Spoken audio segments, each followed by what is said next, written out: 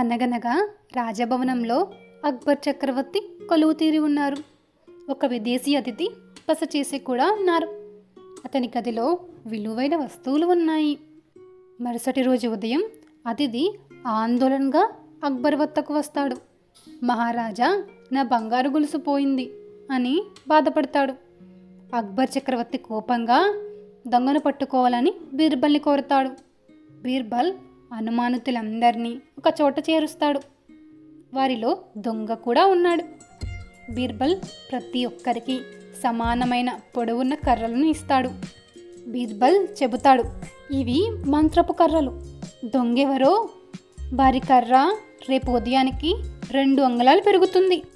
నిజమైన దొంగ తన కర్ర 2 అంగుళాలు పెరిగిపోతుందనే భయంతో రాత్రి తానే కర్రను 2 అంగుళాలు కోసేస్తాడు. దొంగ అతను సురక్షితంగా ఉన్నానని అనుకుంటాడు. మరుసటి రోజు ఉదయం బీర్బల్ అనుమానితులందరినీ మళ్ళీ ఒక చోట చేరుస్తాడు. వారి కర్రలను పరిశీలిస్తాడు. బీర్బల్ అందరి కర్రలను చూస్తాడు. ఒకరి కర్ర అందరికంటే చిన్నగా ఉంటుంది. బీర్బల్ ఆ దొంగను పట్టుకుంటాడు.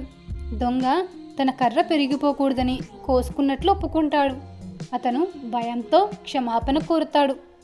బీర్బల్ దొంగను అక్బర్ ముందు నిలబెడతాడు. దొంగ క్షమాపణ కోరుతూ బంగారు గొలుసును అతిథికి ఇస్తాడు. అక్బర్ బీర్బల్ను మెచ్చుకుంటాడు. ఈ కథ మీకు నచ్చినట్లయితే లైక్, షేర్ అండ్ సబ్స్క్రైబ్ చేసుకోండి.